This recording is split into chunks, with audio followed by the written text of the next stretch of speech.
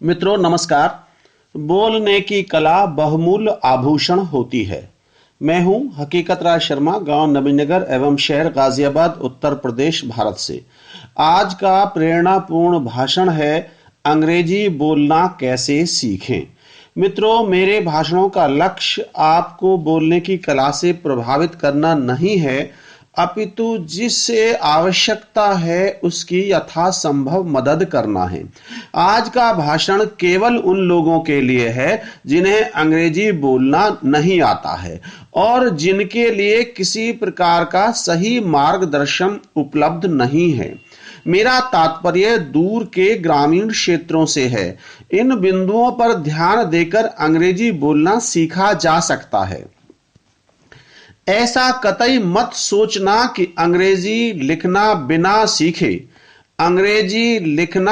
सीखे अंग्रेजी बोलना आ जाएगा। अतः अंग्रेजी लिखना अर्थात अपने वाक्यों में अभिव्यक्ति पहला प्रयास होना चाहिए। बोलने से पहले सुनना आवश्यक है, इसलिए इसे सुनने के अवसर तलाशो। टीवी और रेडियो की भाषा प्रारंभ में समझ नहीं आती है, अतः किसी स्थानीय व्यक्ति, अध्यापक आदि को अंग्रेजी बोलते ध्यान से सुनो। बोलकर वाचन रीडिंग करो। ऐसा करने से हमारा बोलने का अभ्यास होता है। प्रारंभ में छोटे छोटे वाक्यों की रचना करें।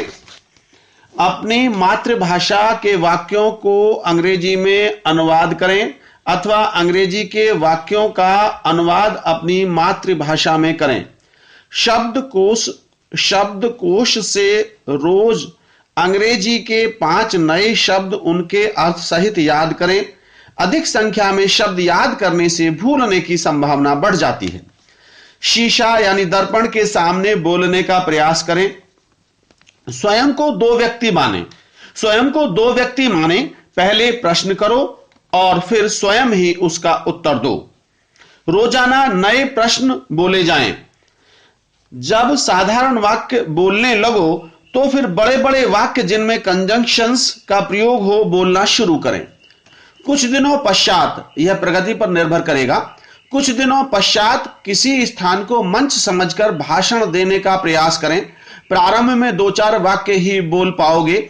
यह कठिन प्रतीत होता है लेकिन संभव है। इसका उदाहरण मैं आपके सामने हूं। दूसरों के सामने अंग्रेजी बोलने में हिचक एवं भय का सामना हिम्मत से करें। कुछ लोग जो आपके लक्ष्य को नहीं समझते आपकी हंसी उड़ा सकते हैं। कितना बनता है, कितनी बनती है कह सकते हैं। उनकी परवाह न करें।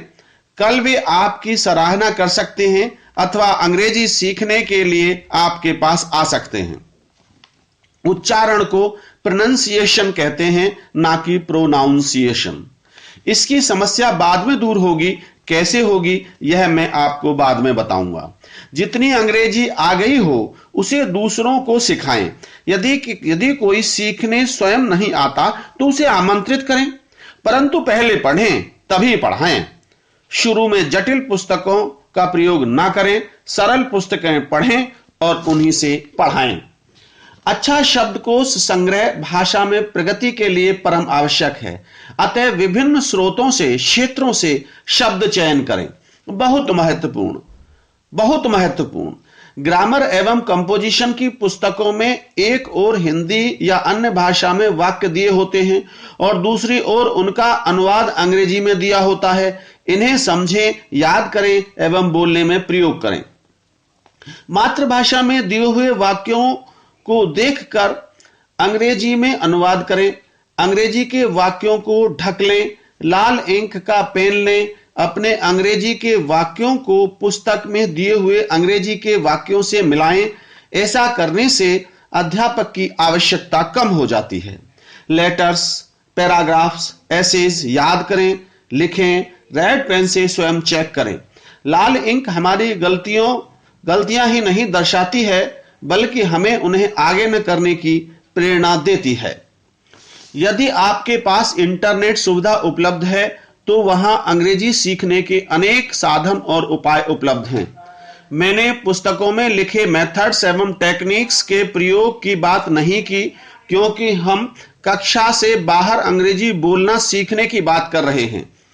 बाजार में अंग्रेजी बोलने की पुस्तकें हैं, वे सहायक हैं, परंतु बहुत से विद्यार्थी बिना व्याकरण पढ़े उनसे अंग्रेजी सीखते हैं।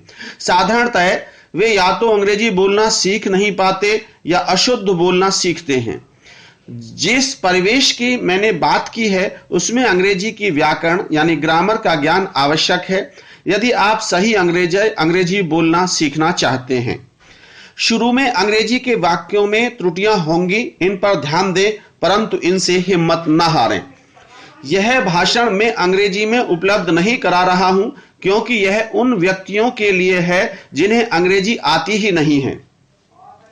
अंत में आत्मविश्वास बढ़ाने के लिए मेरे भाषण हिम्मत मत हारो और आत्मविश्वास कैसे बढ़ाएं यूट्यूब पर हकीकत राय शर्मा लिखकर सुने। यदि आप आलसी हैं तो मेरा भाषण अबे सुनता है या दूं एक दबा के सुने।